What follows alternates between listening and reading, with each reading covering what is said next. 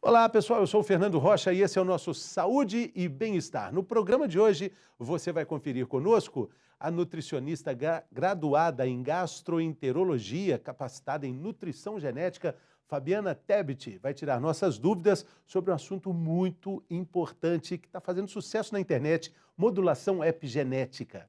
E o nutrólogo e psiquiatra Dr. Frederico Porto aumenta a discussão sobre o tema. Claro, também temos o quadro Mitos e Verdades para desmistificar esse universo da epigenética.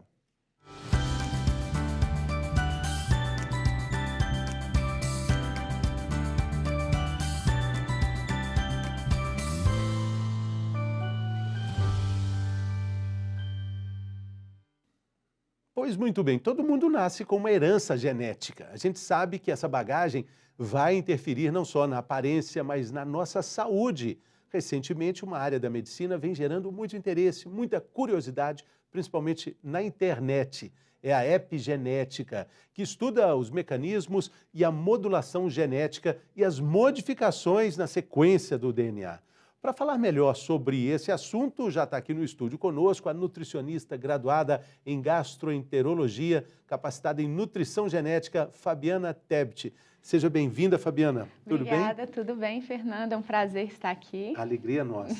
Para a gente falar sobre esse tema que na internet todo mundo comenta de um jeito, parece que é a salvação dos problemas da humanidade, a epigenética. E parece que é simples, né, fazer essa modulação e hoje a gente não tem uma garantia que essa modulação foi eficaz. Sim. Vamos explicar o que é isso? Qual que é essa modulação epigenética que tem feito tanto barulho nas redes sociais?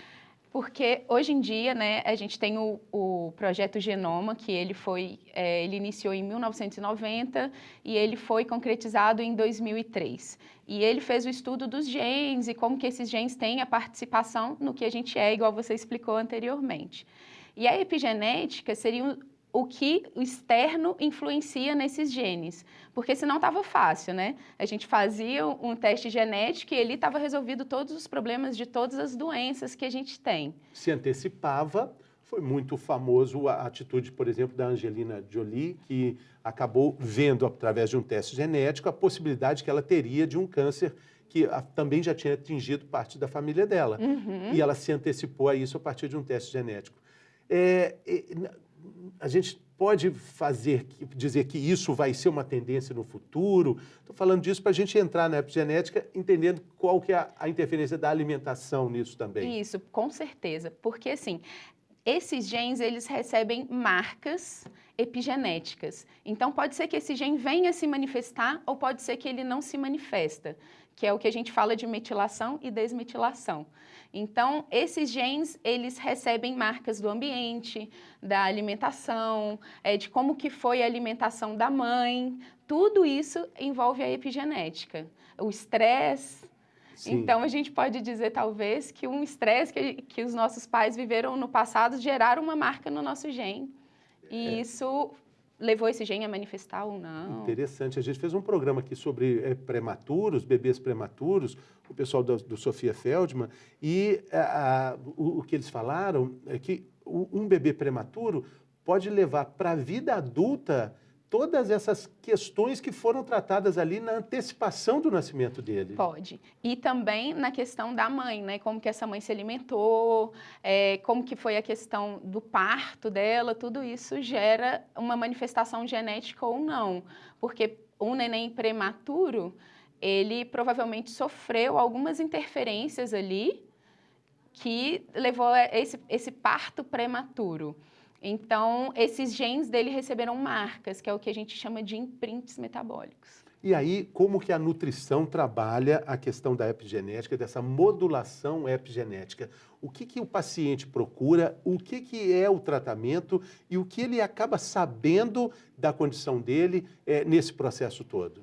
Então, a gente recebe, né, um mapeamento genético, o paciente faz, normalmente através da saliva, que a gente faz esse mapeamento genético, manda para o laboratório e aí a gente recebe ali quais genes que tem, quais polimorfismos que esse paciente tem, né, que são alterações genéticas nesse gene, que vai dizer se ele vai manifestar uma doença ou não.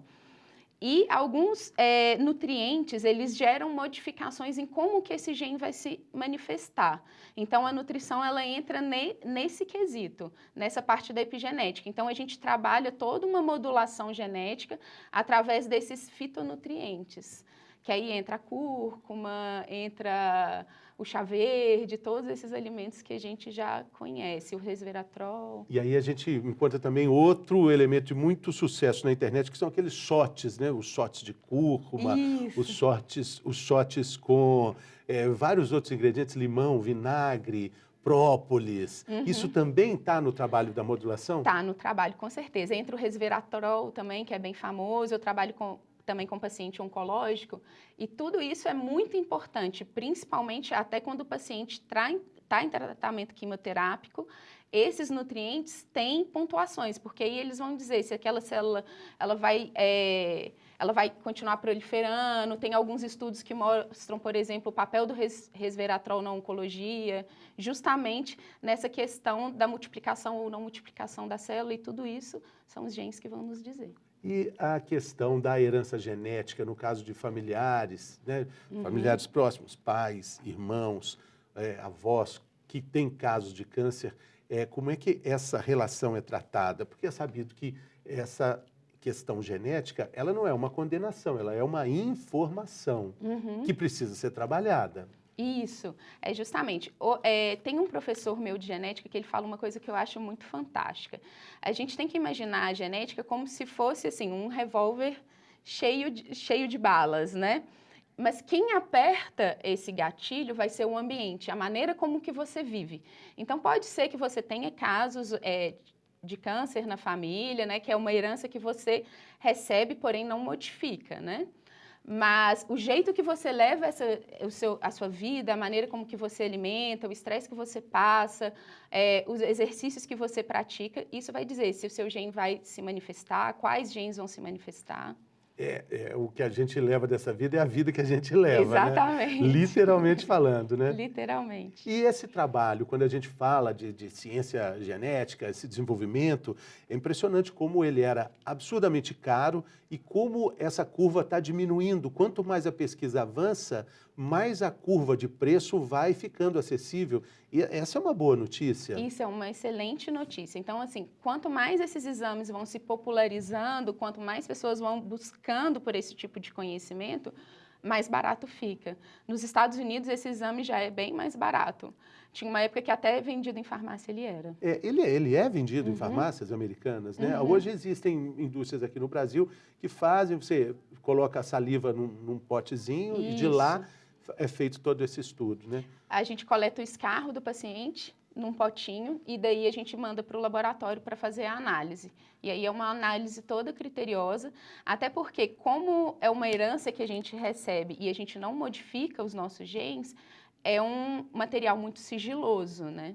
Então, tudo isso requer um pouquinho, né, da conduta ética. Exatamente. Nos Estados Unidos tem até um problema ligado à questão dos planos de saúde, que podem ter acesso a esses dados e podem fazer pode complicar juridicamente algum acesso a um serviço que vai ser necessário a partir do teste genético. Então, é muito complicado ainda falar sobre tudo isso. Isso, né? Eu acho que essa questão ética ainda é bastante pontual, assim, nessa questão do exame genético. Até porque também saiu um estudo, já tem mais tempo, mostrando que se você recebe um exame genético, às vezes a sua interpretação, sem o auxílio de um profissional, ela pode ser muito duvidosa e às vezes esse exame pode acabar te atrapalhando mais do que te auxiliando, Claro, sabe? Isso acontece na internet, no Dr. Google. Se você colocar caroço na cabeça, coloca no Dr. Google lá, caroço na cabeça, vão aparecer notícias terríveis. Você já recebe sua sentença de morte. E às vezes pode ser um quisto, um cisto, né? Isso, exatamente. E é a mesma coisa com o teste genético. Então, assim, a gente tem esse aliado hoje fortíssimo, essa questão da epigenética, né, que é o que a gente está abordando aqui, é fundamental porque a nutrição, ela tem todos esses nutrientes, todos esses fitonutrientes que têm essas participações, então é algo que traz uma notícia muito boa. Não quer dizer que você tem aquela manifestação genética, aquele gene pontual ali que você vai manifestar. Não, exatamente. Agora, também não é como muita informação propagada na internet, nas redes sociais, de que você, a partir dessa modulação epigenética, pode zerar todas as possibilidades, né? Fazendo a metilação ou seja, você reverte todas as possibilidades de um câncer, por exemplo, com a alimentação. Infelizmente, isso ainda não é verdade. Não, infelizmente não é verdade. Até eu escutei um dos participantes do Projeto Genoma, tive a oportunidade de assistir uma palestra dele, e ele falou que na época que o projeto foi, né, o início desse projeto, eles achavam que eles tinham a salvação ali em mãos, sabe? E depois eles perceberam essa participação da epigenética. E tem a questão da microbiota intestinal, então se você está absorvendo nutriente ou não está, se você está passando por algum estresse ou não está. Então não é só zerar assim, com a alimentação, não. Infelizmente não é assim. Existem hoje quantas dietas no mundo, quantas ainda vão surgir, e ao mesmo tempo, com tanta informação assim na ponta dos dedos, a gente tem um número absurdo, os números assustadores de 40 anos para trás, da curva ascendente do número de obesidade no Brasil e no mundo. Se tem tanta dieta e tem tanta informação, por que a luta contra os ponteiros da balança está sendo quase perdida? Exatamente. Eu acho também que, às vezes, igual você mencionou, a questão do Dr. Google e essa popularização da informação é muito bom, porém ela tem um viés muito grande, porque às vezes a pessoa ela acaba assumindo uma posição de que ela sabe tudo e às vezes ela não procura um profissional e às vezes determinados quesitos exigem a ajuda de um profissional. Sim. Falando especificamente sobre metilação, a modulação epigenética, vamos falar mais sobre esse tratamento. Como é que a gente pode... Porque, ok, a gente está falando que realmente não dá para zerar a sua carga genética, não dá para mudar essa informação que está ali no DNA, não dá.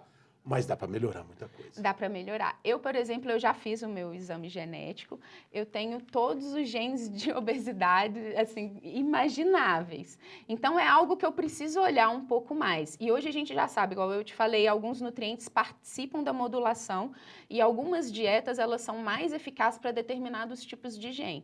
Então, eu já sei, por exemplo, que eu preciso modular esses genes meus para que eu não me torne obesa, digamos assim, né? Que eu não venha a ter um sobrepeso. Então, eu preciso ter uma atenção um pouquinho maior. Pode ser que, igual a gente escuta caso, o atleta foi atleta a vida inteira e depois ficou mais velho, engordou, ficou gordo. Pode ser que ele tenha ali essa questão, que é o gene FTO, por exemplo, que é o mais conhecido para obesidade. E ele se cuidou a vida toda, né? Teve uma alimentação regrada, fez exercício físico. E depois que ele passou a não cuidar dessa epigenética dele, desse meio externo, ele veio a manifestar esse gene. E aí ele deixou correr solto. E quais outras informações são obtidas com relação a casos de câncer? É também possível observar isso, se antecipar a partir da mudança na dieta, mudança na alimentação e até outros problemas, talvez até de saúde mental também podem ser antecipados? Isso, pode. Hoje já tem muito estudo na questão do Parkinson, por exemplo, o Alzheimer também já tem muito estudo mostrando quais os genes que estão ali participando dessas doenças. Então, a gente pode estar entrando ali com alguns nutrientes, com a cúrcuma, com o resveratrol, com a epigalocatequina, que é um dos nutrientes do chá verde. Então, tudo isso vai estar participando dessa modulação. Mas, igual eu te falei, tem outras questões também que não só a alimentação. O estilo de vida, isso. Né? Hoje em dia, a gente tem a metabolômica também, que é a participação da nossa microbiota intestinal na manifestação dos nossos genes, porque a gente sabe que essas bactérias, elas geram substratos, que esses substratos eles vão ser metabolizados no nosso corpo também. Então, como que estão essas bactérias, né? Como que estão a sua saúde intestinal, como que está? Isso é muito importante, até porque é o seu órgão que vai dizer o que vai absorver e o que não vai absorver. Muito importante, né? Uhum. E a gente estava falando aqui do professor Murilo Pereira, professor de modulação intestinal, um dos melhores do Brasil. Ele fala muito sobre a importância de observar as fezes e ter essa Isso. atenção, porque é ali que está vendo, ali que você está vendo o que você está comendo, se está funcionando ou não, porque o que adianta ter uma dieta toda regrada, toda bem definida, se a absorção não está acontecendo? Exatamente. E a gente, assim, não tem o hábito, digamos assim, de olhar, né? Então é importante a gente saber a consistência, a coloração, porque tudo isso vai te dizer algo a respeito dessa saúde intestinal. E um alerta importante também com a mudança do trato intestinal, né? Uma mudança brusca é um sinal de alerta para algum problema que está acontecendo ali, Sim, né? com certeza. E essas bactérias vão dizer também questão hormonal, vai influenciar também. Então, a nossa genética, ela está sendo influenciada a todo momento pelos nossos fatores externos. E esse é um trabalho que é para a vida toda, essa percepção ali, claro, que começa com acompanhamento no seu consultório, você é nutricionista, nutróloga, mas o médico não vai acompanhar esse paciente para a vida toda, mas o paciente vai ter que ter essa mudança para sempre. Isso, ele vai ter que ter essa consciência para o resto da vida. Igual eu te citei, que é comum o caso dos atletas, né? Por exemplo, que passa a vida toda se cuidando, aí depois tem um desleixo, acaba ganhando um peso, aí a gente vê, nossa, aquele rapaz foi atleta a vida toda e já é sobrepeso. E você falou que você descobriu no seu teste genético essa possibilidade. Uhum. E desde então você passou a ter mais atenção para isso. Mais atenção, porque eu já tive, na minha adolescência, eu já tive assim, um sobrepeso, não vou dizer que eu era obesa, nem nada disso, mas eu tive um sobrepeso importante. E depois eu passei, fiz algumas modificações na minha dieta, né? Coloquei alguns nutrientes, algumas suplementações que eram essencial para a modulação desses genes e hoje... Domou hoje está bem. os genes Exatamente. adversos ali, né? Interessante mesmo, né? Essa descoberta. E a gente está falando aqui que isso serve também para outras comorbidades, intercorrências. Comorbidades não é a palavra adequada. Isso. Intercorrências. Tem a questão, por exemplo, o diabetes hoje também já está sendo bem estudado, doenças coronarianas também já estão sendo bem estudadas, tudo isso já vai estar ali no nosso teste genético, né? Algumas intolerâncias também aparecem, por exemplo, a doença celíaca também aparece, mas é igual eu te falei, é tudo ali uma possibilidade. Que você pode desenvolver. Exato. Então, é importante a gente ter esse conhecimento, né? Porque é como se a gente tivesse um mapa ali, né? Das opções que a gente tem. E cuidar, e ter ali uma orientação de um profissional, que é importante, para saber quais alimentos ou qual tipo de dieta seria melhor. Aqui em Minas a gente tem o queijo, né? Delicioso, né? Aquele queijo curado, que é o meu predileto, ele não tem tanta lactose, né? Ele tem mais a gordura mesmo, né? Isso, ele tem mais gordura e tem a questão da caseína, né? Que também é uma proteína, uma fração proteica que muita gente tem alergia também. O pão de queijo também tem caseína? Tem. Ai, olha que injustiça. Porque, de algum modo, quase todo mundo tem algum tipo de intolerância ali alimentar com alguma coisa, né? Isso. E nesse top, a caseína, esses produtos aí que estão no leite, queijo, também estão no pão de queijo. Também estão no pão de queijo. Eu até vi hoje o seu stories indo comprar um pão de queijo. Eu adoro pão de queijo, eu adoro. Você fala assim, por que vai tirar pão de queijo? Eu falo assim, então eu já estou indo, nem vivo mais. Com certeza é a população que mais sofre com intolerância à lactose. Assim, na hora que recebe o diagnóstico, olha, tem uma intolerância à lactose, são os meus pacientes que mais sofrem. Os mineiros. Os mineiros. Gente, isso aí não podia acontecer, não, né? Quando o mundo foi criado, isso podia ter sido observado, né? Exato. A gente tem um quadro aqui chamado Mitos e Verdades, e esse assunto é pano para manga, como se diz aqui em Minas, para a gente falar sobre isso. Preparada? Preparada. Então vamos lá.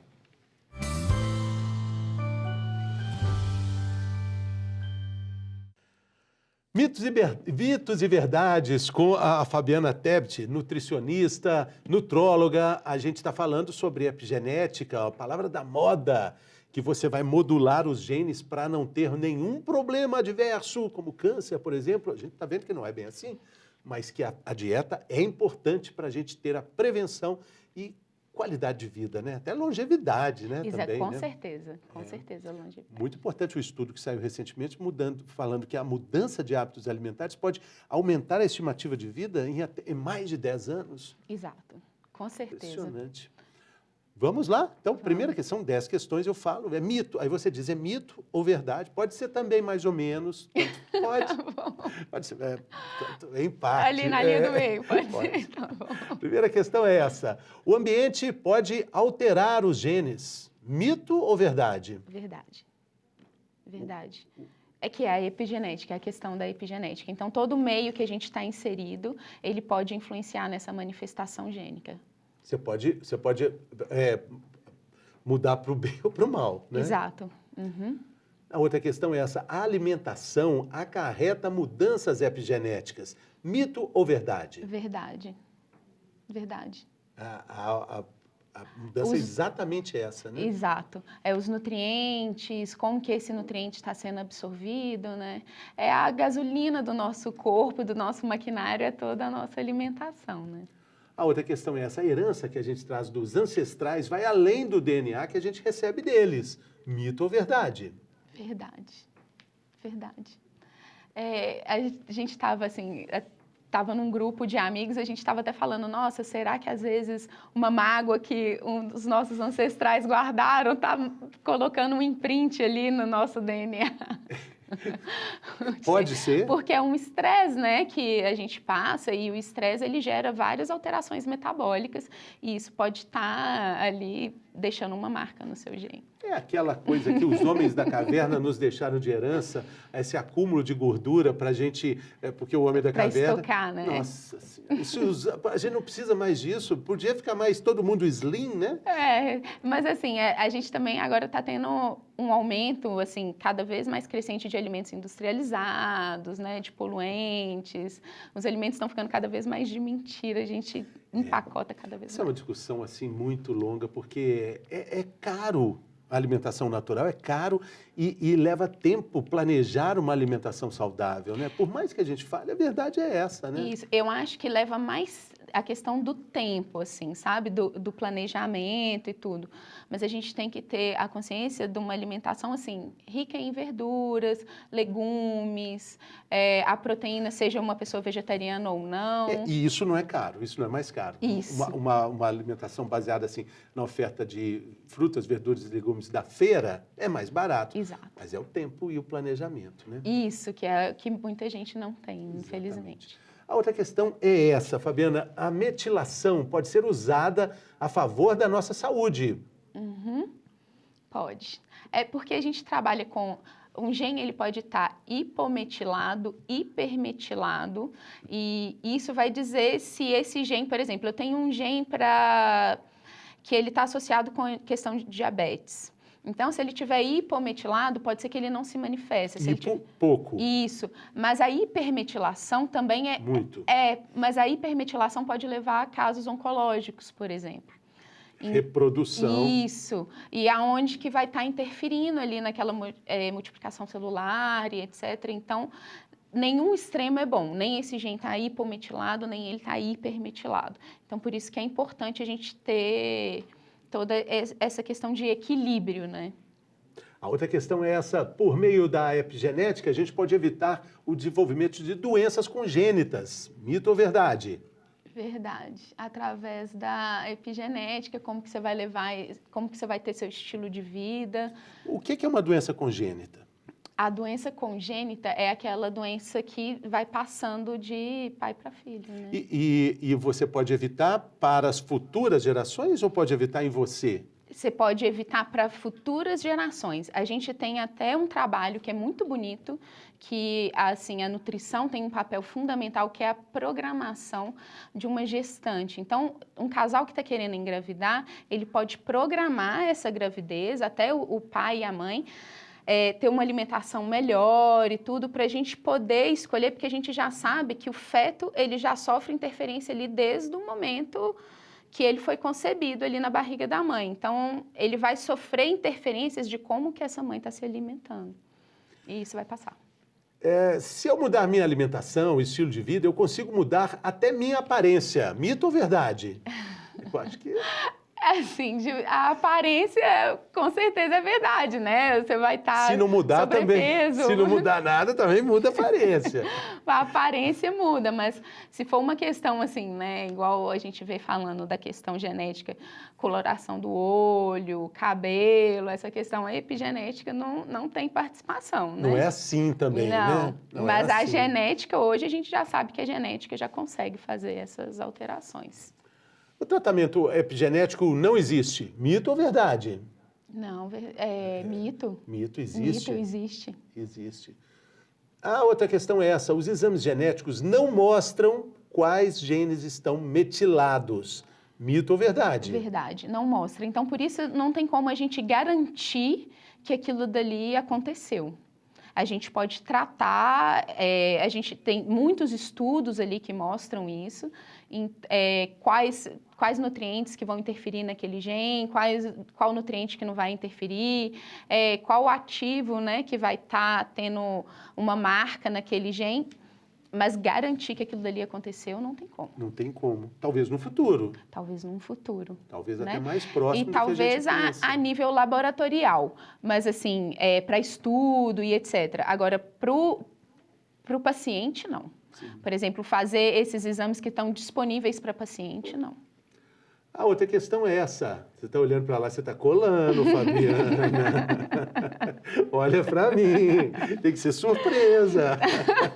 Vamos lá, ó, a nona questão. Ao me alimentar com hábitos melhores também, até meus filhos, netos também, vão se beneficiar de uma herança genética melhor. Mito ou verdade? Com certeza, que é essa programação que eu te falei que a gente faz para a gestação, que tudo isso vai estar influenciando ali nesse bebê. Porque dali ele já começa a ter a questão pontual de diabetes, doenças cardiovasculares. Mas não a ponto de dizer que o bebê está livre de qualquer interferência genética que pode ter um câncer também. Isso também tem um limite, né? Isso também tem um limite, porque também a gente vai ter que perceber como que ele vai levar o estilo de vida dele, né? Que bebê que vai ser esse, né? A última questão é essa: a epigenética liga e desliga os genes. Mito ou verdade? Verdade. Como? É uma associação boa, que é essa questão da metilação e da hipometilação que eu te falei, liga e desliga o gene, se ele vai ter uma manifestação ou não. Sim. Então, se a gente, igual eu citei o exemplo do FTO, que é um gene bem comum, bem conhecido já, né, no meio profissional, e às vezes até alguns pacientes que já têm o hábito de ler conhecem, que é o gene da obesidade. Ele tem outras funções, mas ele é conhecido como o gene da obesidade. Eu consegui, digamos assim, desligar ele momentaneamente em mim, porque eu tenho quase todos.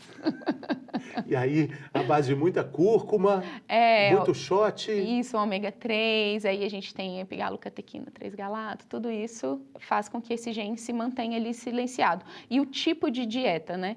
Porque hoje a gente tem vários estilos de dieta, tem a dieta plant-based, que é a mais bem conceituada para essa questão genética. Isso. Tem a low carb, hoje em dia tem gente que vive à base só de carne. Jejum intermitente. Jejum intermitente. Então, são vários tipos de dieta e cada gene tem ali, digamos que uma dieta melhor para ele ligar ou desligar. E aí tem que descobrir. Aí tem que procurar um profissional. Um profissional como você, Fabiana. Muito obrigado aqui pela participação. Agradeço. Foi ótima conversa. Acho que a gente esclareceu aí com informação útil sobre saúde, qualidade de vida, essa questão da epigenética, que é muito importante você procurar essa informação, esse remédio chamado informação. Né? Isso. Valeu. Muito obrigado. Eu que Valeu. agradeço, fico à disposição. A gente vai fazer um rápido intervalo e a gente volta daqui a pouco.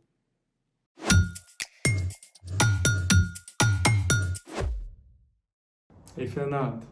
Meu nome é Felipe Mendes, sou neurocirurgião e estou aqui para tirar uma dúvida dos telespectadores a respeito do seguinte tema.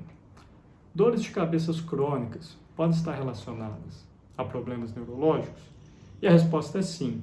A gente sabe que é comum ao longo da vida alguém desenvolver um quadro de dor, mas o que não é comum e o que chama atenção e acaba sendo às vezes preocupante é aquela dor que acaba acompanhando diariamente, aparecendo de forma crônica e recorrente.